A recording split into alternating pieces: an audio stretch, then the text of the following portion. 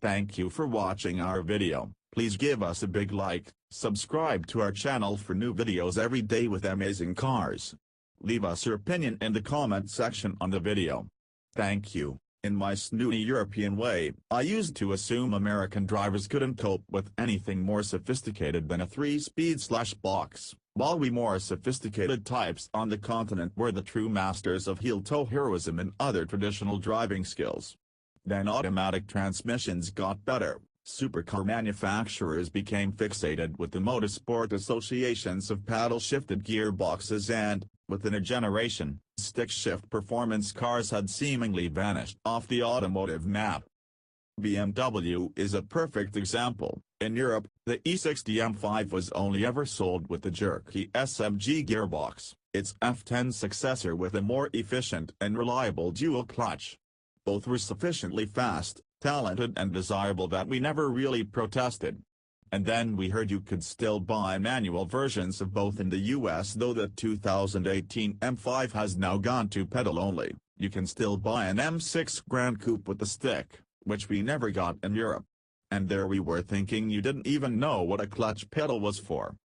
Manual diehards were left with few options, and when the 991 GT3 arrived as a PDK only, it felt like the game was up. Porsche had made the GT3 easy. Those of us who'd subjected our long-suffering passengers to fumbled attempts at rev matching and eventually graduated to bona fide hot shoe status, at least in our heads, had suddenly lost our hero car. Where the manual-only GT3 had one spin, a self-selecting means of separating those who could drive from those who couldn't, now anyone could hop in a GT3 and look like a driving god. Porsche must have sensed the squat in the ranks of hardened GT fans. Director of GT Cars Andreas Reuninger was placed on YouTube to explain his PDK epiphany and how a dual-clutch transmission could still offer the emotional connection we all wanted, how paddle shifters were the way forward and how a two-pedal GT3 was the logical road-going expression of his department's motorsport mentality. And yet, here we are now with the second-generation 991 GT3 with the option of a manual transmission. Reuninger implied he'd staked his reputation on it being a success, and if take-up wasn't as hoped, he'd have some explaining to do. Just the other week at Geneva, the about-face from the previous PDK or the highway stance was dramatic.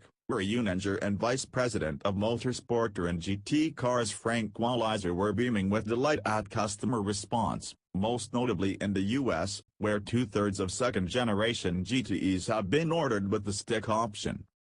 We had several bets around the company and some bottles of wine have changed hands. Laughed Walliser when asked about how this fit with expectations. We're very happy we succeeded our own internal evaluations, added Reuninger. The market clearly shows the need for a manual transmission. We were bold and daring enough to offer one. The success gives us the right and we will continue to do so for as long as possible. Porsche is at pains to point out it isn't purely a US-led demand inspiring this apparent U-turn. And having tested the water with the manual-only Cayman GT4 and 911R and been blown away by hype-driven demand, it's clear the business case was still there.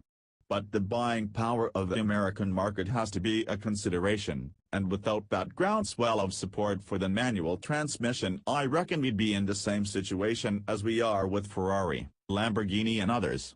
The R8 has lost its charismatic gated manual, Alfa Romeo launched the 4C as a dual-clutch only and the supposedly purist-focused Alpine A110 is the same.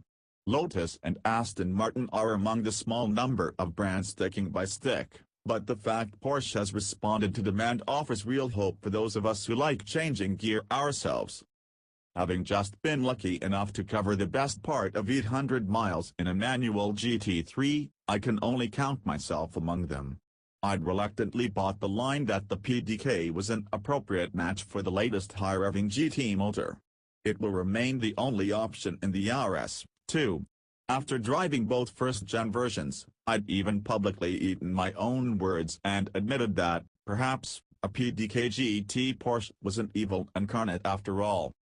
Second into third gear in the 4.0-liter GT3 is enough to have me once again beating the drum, though. selecting the ratio yourself, feeling the physical sensation of gears engaging through the shifter and savoring the mesmerizing sweep of the rev counter toward that 9,000 revolutions per minute red line is my kind of addiction. Ultimate control over when and how to shift is another level of connection with the car.